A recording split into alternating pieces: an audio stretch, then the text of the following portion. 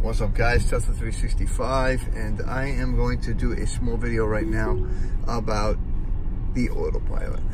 Autopilot was a great thing when the car first came out. Well, maybe not when it first came out, but when I first got this car, autopilot was amazing. Every 3-4 minutes, it would remind you to keep your hand on the wheel, or hands on the wheel. Now, as you guys will see, start right now. I'm at 30 seconds into the video, and I'm not going to touch the wheel at all, unless of course it tries to kill me and run me off the road. Person ahead of me is making a turn, just going to slow down a little bit and then proceed to catch up to the person ahead of me. Alright, it's 48 seconds. It seems like it comes up every 30 seconds to hold the wheel or grab the wheel. Well, make sure you have both hands on the wheel. It seems like every 30 seconds, which is extremely, extremely annoying. Boom, apply light force to the wheel. Now, I won't apply light force to the wheel, and watch what happens. This is for anybody out there that says, I don't understand, how does the autopilot work? How does it work? And what do you mean? I think that's so terrible that you can apply light force to the wheel. See it? Now it went to red, telling me to apply light force to the wheel. But this is what's going to wind up. It's doing it again. That's going crazy. Telling me to apply the force, apply the force. I'm not applying it. Now, auto still unavailable. The rest of your drive. That's it. You have been put in time out by Tesla.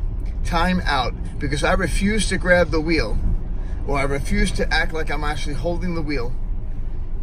I'm now in time out. Actually, I'm expelled until I get out of the car. And then once I put the car in park, which I'm going to do at the next red light, I'll put the car in and park at the next red light, and I won't even have to open my door. Just putting it in park, putting it back in drive, and it'll redo it. It'll reset the computer so it thinks that I'm done and it's a different driver. Watch. And of course I'm not going to hit a red light now, but it's just how life is. No red lights, no red lights, no red lights. Well, maybe around this turn I might have to stop here because these people are all on the road. Yep, stop right here. There we go. But the stopping ability on this car is amazing. All right, it stopped all the way. We're in park. Right, we'll throw it back into drive. And we're gonna hang out here for a couple of seconds. This guy's starting to move here. And there you go. Just needed to go back into park. And now we're driving again, no hands on the wheel, and doing my thing. They really got to change this. This is the stupidest thing in the world. I mean, I'm driving and I have my hand on the wheel, right? But if I'm not fighting the wheel, you got to fight the wheel constantly. Fight the autopilot the entire time. Autopilot's trying to send you to the right, you got to pull to the left to let it know that you're present. That's dumb. That's really dumb.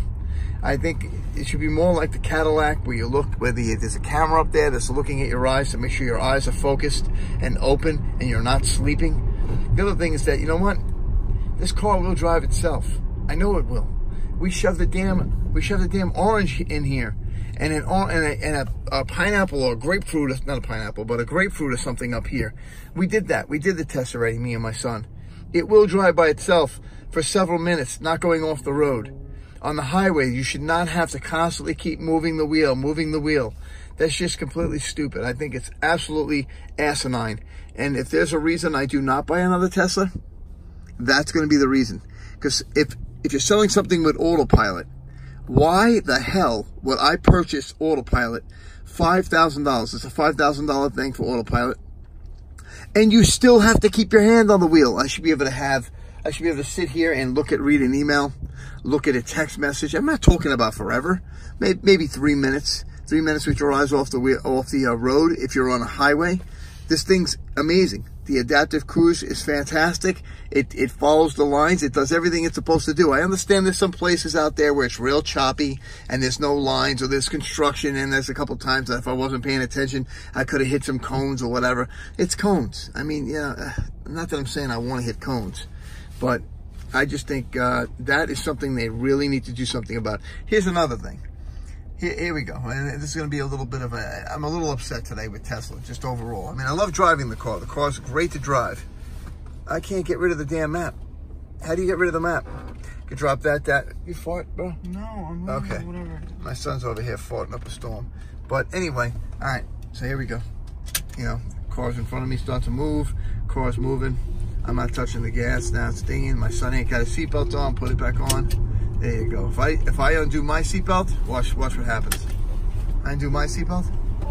Look, car's completely out of the whatever the heck it was. It stops. The car stops if you undo your seatbelt. So now this car is not only forcing you to keep your hand on the wheel at all times and to constantly fight the autopilot. It's also forcing you to keep your seatbelt on if you want to take advantage of those $10,000 options that you paid for, which is completely and utterly stupid. If I don't want to drive around with a seatbelt on, why should it lock me out of autopilot? Autopilot's a feature I paid for. There should be no reason to lock me out. But again, it's just my thoughts on what I feel with this, and it's a little rant, and you know, I apologize, but it needed to be said, it needed to be done. Maybe somebody at Tesla will actually view this and say, you know what, he's right. This guy's 100% right. And hopefully I get enough likes on this. If I get 500 likes on this video, you know, that'll be great. Maybe it'll bring some attention to Tesla. Tesla will say, hey, you know what? This is something we need to change. Because, I mean, how do I stand behind this product? I mean, I love it. I love driving it. But how do I stand behind it and say that it's got an autopilot? It's autopilot. It's turning red right now, the light. You see? We're going right through it. Why? Because it doesn't recognize red lights. So you got to keep your eye on that. I understand that. It doesn't see stop signs. But if the guy ahead of me would have slammed on his brakes, it would have stopped me on a dime, which is a positive. So there are some positive things in here. I'm going to get a lot of negative comments and hate mail and hate stuff all on this video, but that's okay. Because everybody's entitled to their own opinion.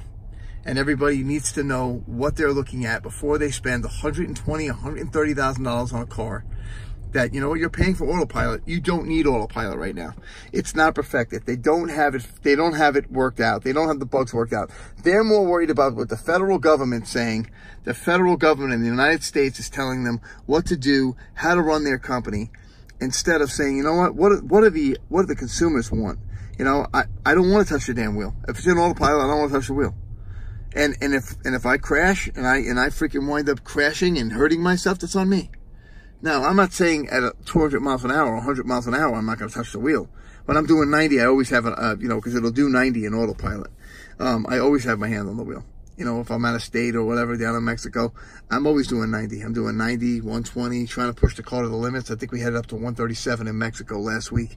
And it moves fine. There's no issues at all. You take off on a launch, the car just takes off. In fact, I'm going to kill the autopilot right now and take off.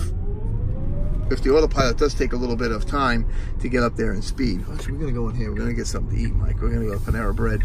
Hell yeah, that was a free plug right there, Panera Bread. That's where we're headed right now. But, yep, haven't put up a video in a while, so this is my video.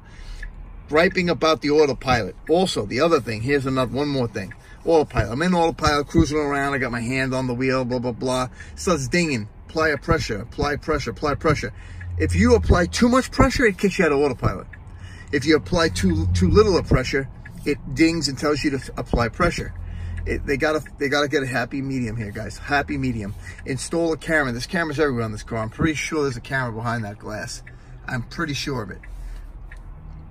Put a camera somewhere in here to watch, to make sure the guy is actually open. Look for eyes, you know, just to see if your eyes are open or if I'm sleeping behind the wheel. I don't know anybody who's going to actually fall asleep behind the wheel. I honestly do not. But, all right, thanks for the view, guys. I appreciate it. And what's up, guys?